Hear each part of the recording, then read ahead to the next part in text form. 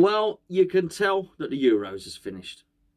And that's because there's just so many transfer rumours, so much transfer gossip going on. It's unbelievable. Everybody was kept busy, of course, during the Euros, websites, newspapers, YouTube channels.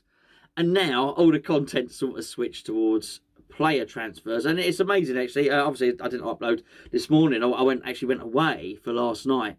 Came back. What we're going to talk about today, I pretty much shut myself away, so there'd been I didn't know any rumours or anything else. And then it's just pages of it. Pages of it everywhere. Loads and loads of them. So we're going to try and get through a bit of it today. We'll never get close to all of it. I want to deal with a few more of them tomorrow. I also want to deal with the West Ham season ticketing, which is not great, by the way. Not great, particularly the way they're going to want to digitise it. So I want to deal with that. Look into it a little bit more before I start opening my gob on that one. I guess the first one, is it the biggest story? I don't know. There's lots. Is this a Diop? Now, this is a really funny one. It's not just a club are interested in Issa Diop. You probably know this already by now, but it's 3 clubs are interested in Issa Diop. So how's that? Is that one made-up rumour, or is that 3 separate leaks made into one link? I don't know. The 3 clubs, as I understand it, are Wolves, Southampton, and Crystal Palace. Now, let's just deal with Wolves first of all. Would they want him? I don't know. Look, I really like Willy Bolly. I think he's he's one of my favourite centre-halves in the Premier League, really. Every time I see him play, he looks outstanding. Now, look, I don't have an encyclopedic knowledge of Wolves, so I can only go on when I see him. But when I see him play, he looks like one of the best defenders in the Premier League. Maybe just crap when I don't watch him play. Obviously, I've got Connor Cody there as well. I know they often play with 3 at the back and whatnot. So, I don't know. How much do they want Diop? Don't know. Find that interesting. Southampton. Now, this one I can find more believable. And certainly, if you look at the room with Crystal Palace, yes, I find that very believable as well, because Patrick Vieira is now in charge. And Patrick Vieira is obviously, not only is he a Frenchman, but he's been working in and around youth football for quite some time. Now, it's quite easy to view Diop through the prism of what West Ham fans have seen of him since Pellegrini signed him. But the player that we signed was one of the hottest properties in Europe. Very much. Look, like when Leicester signed Fofana and we didn't. Diop was Fofana, if you follow me. He was 19 years of age. He was captain of Toulouse. He was one of the most promising central defenders in the whole of Europe, and somebody that everybody thought was going to go on eventually and play for whatever, Madrid or AC Milan or whoever else. A really good player. So, for Patrick Vieira and by association Crystal Palace to be linked with him, no surprise there at all. But do we want to let him go? Is it advantageous for us to let him go? We bought him for 23 million. The question is, if we got offered 23 million back, would we get him? Would we take it? That's interesting, because we've had £60 million bids for him before. Totally understandable that we're not going to get that now.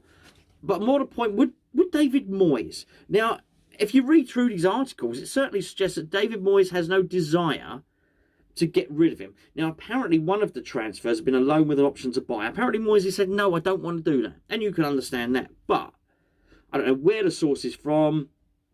I don't know who's... I don't even think that the source is true, because they've almost quoted that David Moyes would be interested if it was a permanent deal. He could be tempted. I think those are actual words. You know what? I can't imagine that coming from Moyes. It's like trying to get blood out of a stone. Moyes hasn't said anything. I'll tell you a story. I contacted David Sullivan the other day. I do it once in a while. And to be fair, he usually does reply. Good or bad. I'm never rude, even if it's bad news that I'm asking about. That's not going to be particularly flattering to the board. I asked the question. He does answer. David Sullivan does answer. He didn't answer me on transfers at all. Now, that's absolutely fine. He doesn't have to. Why should he? But I very much asked a question. I said, Mr. Sullivan, I understand you're not going to tell me the names of targets, and I don't particularly want to know them, but is it safe to assume that the manager, David Moyes, has his targets in mind and you're aware of them, and there's a sort of cohesive transfer strategy ongoing for this summer? Nothing. Didn't get anything back. Now, I don't think that means there isn't one. I just think it means I ain't speaking to you. I'm not speaking to anyone about transfers. Well, that's a good thing. That's fine. It was absolutely fine. So with that in mind, bearing in mind that is probably the policy of the club, David Moyes likely to have been quoted by saying, I could be tempted by Diop. I don't know, but I do think that to be true. I do believe that. And here's the thing. I think if we got 23 million back for him, because apparently his values now, they're saying 16 million.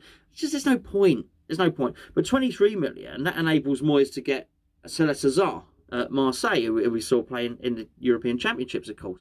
That allows him to get the next Wesley Fofana. So I think the 25 million, yes, I think he would do that. 16, no, not so much. It'd be very interesting to see what happens on this one. But it's one of those left of field stories. There's been no slow burn. It's not like a Braithwaite one, which has been going on and on and on. And you see he's back in the news. In fact, it's on the screen. I'm just looking at behind you. Apparently, Brighton are interested at 15 million in Braithwaite. I don't know. I don't know whether it's true or it's not, but it's a slow burner of a story. This Diop one with 3 clubs interested, it's just come straight out of the blue. And they are, I've got to say, they're normally the ones. They're normally the ones that I look out for. Oh, I think that's interesting. Particularly as it's not one that's going to fill all the pages, is it? That particular story. Diop is not somebody that's going to fill the back pages. So, yeah, it makes it a little bit more believable, I think. But for some reason as well, there's another one, which is Tammy Abraham. Look, I know we speak about him a lot. He's another one that's not... It's another slow burner, I guess, isn't it? But apparently, how true is this? I don't know. He has told Chelsea that he wants to stay in London. Now, this is really interesting. Whether we believe it or not, I don't know. Apparently, Declan Rice had said he'd wanted to stay in London. I think he's bought a house in Cobham or something like that. Don't know. He's got no desire to move. I said the other day in a video, was it yesterday's video? Probably published it yesterday, saying I didn't think Chelsea could afford a Declan Rice. My reasoning was simply because, maybe the day before yesterday, whenever it was, my reasoning was simply, look, if they're having to do a ratcheted deal with add-ons and swapsies thrown in, but Haaland's at 150 million, they probably don't have enough money to pay 150 million for Haaland and then go and buy Rice for 100 million. If they had the money, they'd just go and spend it. I don't. If Man City really wanted a player, I don't think they'd be doing all these loan deals. It basically suggests you don't really have the money.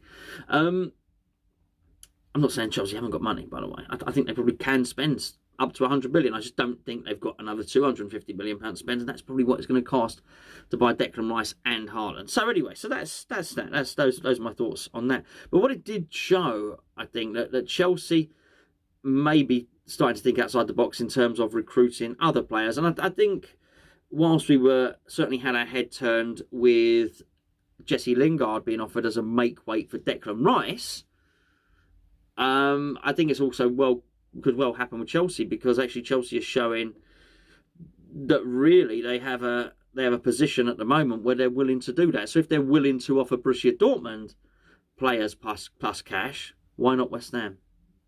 So then it just comes down to valuation.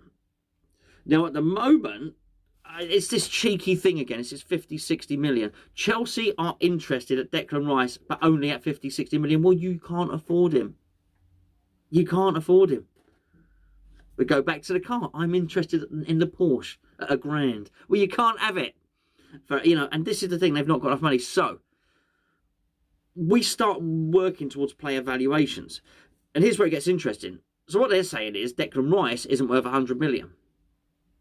Now, if we did want to buy Tammy Abraham, we're saying to Chelsea and have him, Tammy Abraham ain't worth 40 million. Well, maybe there's a bit of truth in both of them. Maybe Chelsea are right and maybe we're right as well. But I certainly feel that Chelsea would be getting the better end of the deal. So if what they want to do, you can't have it both ways. You can't insist that our valuation of Declan Rice is wrong, but their valuation of Tammy Abraham is right. So what they can't do is say, oh, by the way, Declan Rice is worth 50 million, Tammy Abraham's worth 40 million, here's Tammy Abraham and is 10 million. No, it ain't going to work. But I do think the moment you get into that, you are into the realms of a negotiation. There's little or no doubt about that. So I think it's a case of us, if we are going to do a deal with Chelsea, and I hope we don't, and I don't believe all this thing, we'll talk about, as I said, we'll talk about kits another time, whatnot. There's been an awful lot made of the fact that Declan Rice has been used heavily in the promotion to try and sell West Ham's kit and West Ham's new merchandise for the season. I don't think that means anything. In fact, I think you'd be stupid not to.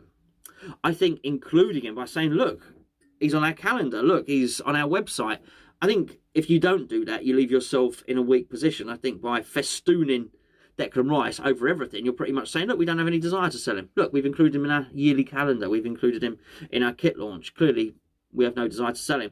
I think that probably strengthens your negotiating tactics, certainly, or your negotiating position. So we get to a point whereby we need to get as close to 100 million as possible, whilst also driving down the value of Tammy Abraham. Because would Chelsea try and make it £100 million deal by saying, oh, Tammy Abraham is worth 50 million and here's 50 million or something? Maybe, but that's not going to suit us. It would be very interesting. I mean, would you take Tammy Abraham plus 50 million for Declan Rice? There's a question. I wouldn't. I think we can do better than that at the moment. As I said before, I think the time to sell Declan Rice is next season. It really is. It's next season. Because then, I mean, Fernandinho's a year older, of course, isn't he? The financial implications of COVID are lessened. And there's just going to be more clubs with 100 million in their pocket, and you get a bidding more. At the moment, Chelsea probably feel like they're the only show in town. I do believe what I said about Manchester United to be true, which is they signed Varane, which looks like it's probably going to happen. They signed Sancho. This is a club, what are they, 700 million in debt? I mean, they're in debt. They're in more debt than, I guess, any other club in certainly in English football, possibly in world football. They can't keep pulling 100 millions out of the hat. So it doesn't look like Chelsea's the only show in town, and even Chelsea can't afford Declan Rice. So they'll structure a deal. So, I mean, I found this one's going to be very, very interesting. I'm still undecided. I'd certainly go through days where I think Declan Rice will play for us next season. And I say I go through days. I felt that yesterday. Today, I'm not sure he'll ever kick the ball for us again. And then you could talk yourself round on it as well, because then you look, well, hold on a second. How happy are sort of Kante or Jorginho or ever going to be at Chelsea if I sign Declan Rice? How much game time they're going to get? And then you can look into it and think, well, they might sell Jorginho or whatever. It's hard to believe they sold Kante. I mean, he was the best player in the Champions League final. I do have that right. I did watch the same game, didn't I? I thought he was the best player on it. He may have even got man of the match. I don't know. I thought he was the best player on the pitch in the Champions League final. So it's not somebody who's at the end of their career. I mean, bearing in mind the last game that I saw him play, certainly, well, maybe not France, last club game I saw him play, he was the best player on the pitch, looked like the best player in Europe. It's hardly someone you're looking to get out the front door. So realistically, Chelsea could probably wait another year before buying Declan Rice. I think they know, Gio alluded to this before, I think they know they don't have competition now, so they're going to try and push it forward. But they will not be pushing it through at 50, 60 million. We're just not going to do a deal. Rice and Moyes isn't going to sanction it. What I would finish up by saying is that I don't fear it as much as I did. I don't want to sell him. I don't want him to go. But I still think that obviously there would be funds that would be used to pay for a new defensive midfielder, and there'd be funds for another player. I think so much what Moyes does is about team spirit, so much, and Rice a massive part of that. So much of it is about organisation. So much of it is about the philosophy of what Moyes wants to do. I do think we can lose a player out on that, and as long as there's money to get a replacement, it's fine. I think the biggest issue was when Rice disappeared last time. We didn't really have a replacement. I think Noble was obviously getting towards the end of his career, and actually, when Lanzini played, I thought we looked pretty good, right? So actually imagine Moyes being able to spend 30, 40 million on a replacement for Declan Rice. I think we'd be all right. It's going to be really interesting. This one's going to run and run and run. One thing obviously I didn't like reading was that the idea of moving to Chelsea appeals to Declan Rice. I guess it would. I get that. I guess it's all a bit of a game. But I do think we're now entering a public negotiation. Do we end up with Tammy Abraham? Quite possibly. Quite possibly on this one. It's just really the value of both. But there you go. I'll give you that one. Would you? There's the question for today. I think I may have even asked something similar before. They're going to value Tammy Abraham. Here's what I think happened. I think we value Tammy Abraham at 25 million. So here's the real one, not 50 million Tammy Abraham. Here's one. Would you accept 70 million plus Tammy Abraham?